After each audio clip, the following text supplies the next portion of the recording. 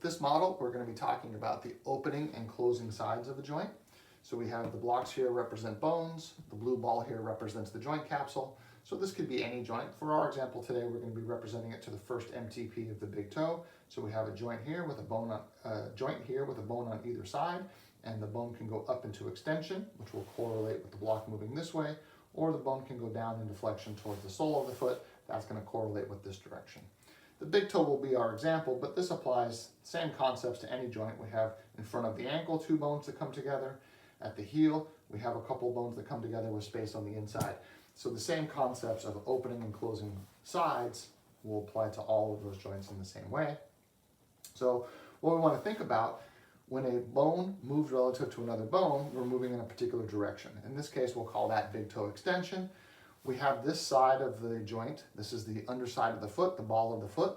The sole of the foot is getting longer. So this is actually, we'd like to see this come under tension. We feel a little stretch sensation over here. This is the closing side of the joint. We're going to this direction.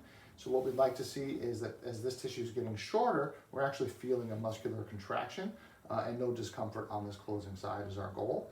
So the same concept applies in the other direction. If we move that big toe into flexion, now the top of the joint here, this is the tissue running on top of the big toe, running on top of the foot. That's now under stretch. It's gotten longer to accommodate this joint position.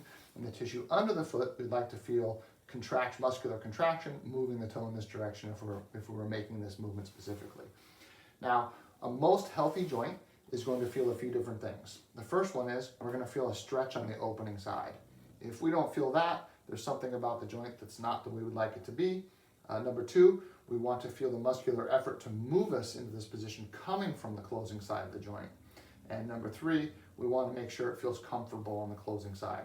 If there's anything restricting or blocking on the closing side of a joint, we want to clear that status as early as we can, because that's going to represent a less healthy joint. It's hard to get better control and range of motion in a joint that doesn't feel good on the closing side.